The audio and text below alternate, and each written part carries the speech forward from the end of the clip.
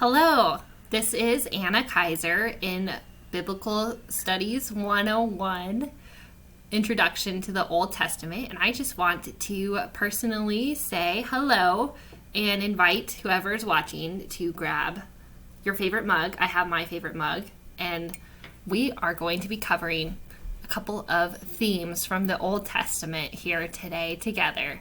So we're going to be looking at my favorite theme from the Old Testament, and we're going to be looking at a second theme that I feel like is interwoven with my favorite theme quite often as you're looking through the Old Testament. So in this video today, I'm going to be covering what those two themes are from the Old Testament, where you can find them, and why they matter. And those are, the first one would be God's faithfulness. And I was realizing in preparing for this video and through what we've been covering in the coursework that really God's faithfulness is highlighted through his covenants. And we can see how when he establishes a covenant that he is faithful in carrying out his part in that covenant. And we can find more about God's faithfulness just in the Psalms. The Psalms 33 talks about God's steadfast love. The steadfast love of the Lord is the title of that Psalm 33. And then we also have the covenants, like I was saying, would very well establish God's faithfulness.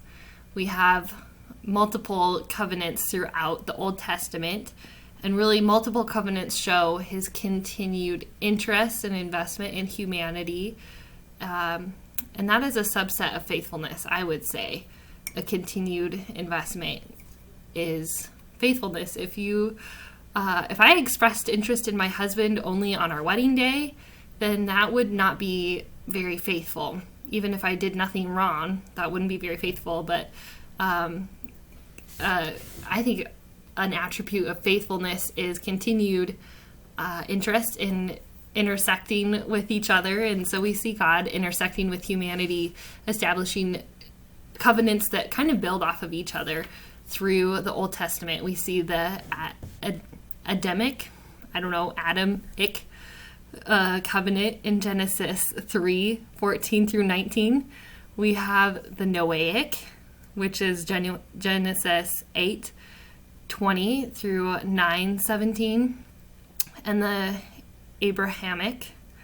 There's no hammocks involved, unfortunately. It's just God's covenant to Abraham. And that takes place in Genesis 12, and then again in 15, and then again in 17. And then there's the Mosaic in Exodus through Deuteronomy. And then the Davidic, and that takes place in 1 Samuel chapter 7. So we see multiple times where God is interacting with his people and establishing covenants with them, and he always is faithful to uphold his covenant. That's not always the case for the people, though. They don't always uphold the covenant.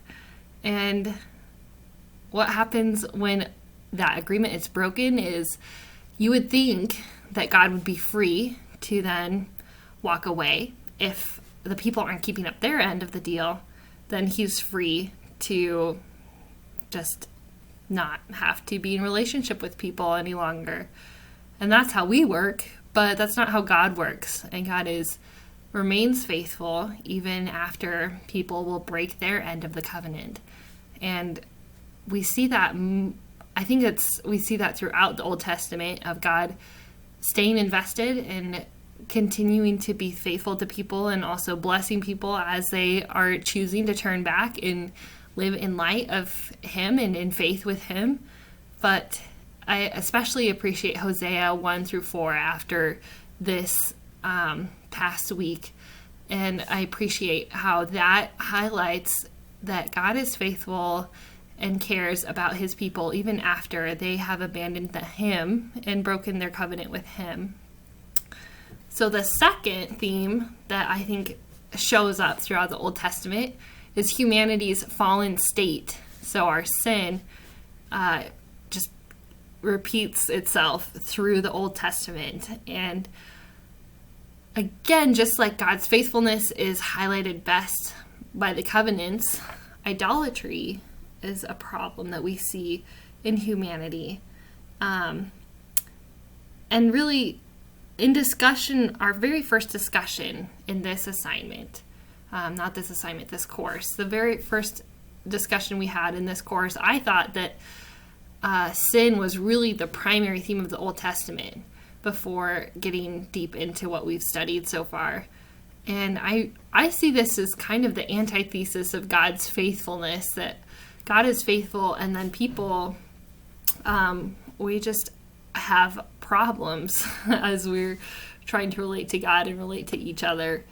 After every covenant is established, people are always unable to keep their side of the covenant. It starts with Eve, and after every covenant is established, people behave in contrary to the agreement. So in Genesis 9, people want to clump up and not spread out, multiplying across the earth as God had established in Genesis 9:7. That's the Noahic covenant. And then Abraham wasn't always able to believe God would provide a family for him as he had promised. And so we see Abraham kind of stepping out of the covenant that he was established with him at times. And the people of Israel were anxious as they waited for the full law from God. They'd already received the 10 Commandments and still made an idol to worship after God had explicitly told them to worship him alone. Rather than waiting for the perfect king that was promised would come through David's descendants, the northern and southern kingdoms of Israel went through exile as a result of their continued idolatry. So with each of those covenants that I was kind of referencing to thinking about God's faithfulness, with each one of those covenants, we see examples of people breaking the covenant and going the other way from what the covenant instructs. So the theme of God's faithfulness is important by itself because it establishes him as a good God. We understand his character and have hope for the future, have hope for our relationship with him because of his continued display of faithfulness towards his people. And the theme of humanity's fallenness is important because it establishes our brokenness and our tried and true inability to live up to God's standards. So each one of those themes, standing by themselves, are important. But you might be thinking, how does it fit into the Old Testament storyline as a whole? Well, watch my next video to learn how these two themes are intertwined to fit into the bigger picture of the Old Testament storyline.